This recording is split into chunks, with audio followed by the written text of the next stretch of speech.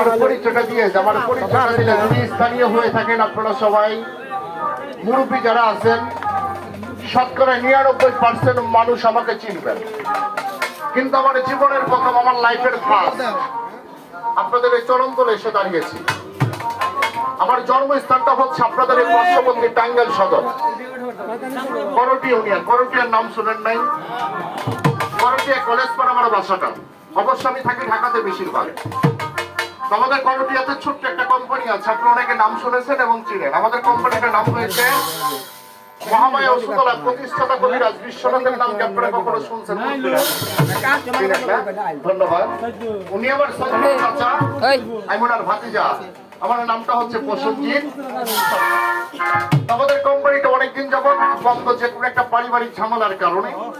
উপরওয়ালার অশেষ রহমতে আপনাদের ময়মুরব্বীদের দুয়াতে আমরা কয়েক ভাই বেকার বসে থাকবো, যার কারণে আমরা ছোট্ট দুটা কোম্পানির সাথে সংযুক্ত হয়েছি। তো একটি কোম্পানি আপনাদের মধ্যে নিয়ে আসছি, যে কোম্পানিটার নাম হয়েছে বিধান ল্যাবরেটরিজ আয়ুর্বেদিক, চোপড়ানি, বগুড়া, ঢাকা, বাংলাদেশ। আমাদের এই কোম্পানিতে এখন রানিং 34টা প্রোডাক্ট আছে, অলরেডি ফার্মেসিতে দিচ্ছি। তো একটি প্রোডাক্টকে আপনাদের মাঝে আসছি, যে প্রোডাক্টটা বিক্রি করে আমার চাচা সারা বাংলাদেশে নাম করেছিল। প্রোডাক্টটার নাম ছিল ফলেটনিক সালসা। কাচের বোতল দড়িটা বেঁধে দিত,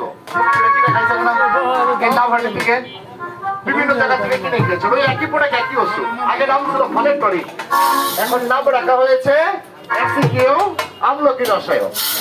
ওই আগে যে ল্যাংটা বোতল ছিল, আমার চাচা সারা জীবন ল্যাংটা দড়িতে বেঁধে দিত। এখন ঠিক ওই ল্যাংটাই আছে, কিন্তু আগে ছিল কাঁচের বোতল। এখন একটু মানে কাঁচের বোতল সবার ঘরে তো পাকা, ভাইটা যায়, পয়টা যায়, নষ্ট হয়ে যায়, যার কারণে একটু প্লাস্টিক করা হয়েছে। তাহলে এখানে যারা দাঁড়িয়ে আছেন, ওই ল্যাংটাই আছে, ওই আগের মতনই আছে, ওই একই স্বাদ, ওই একই গুণ, ওই একই পাওয়া।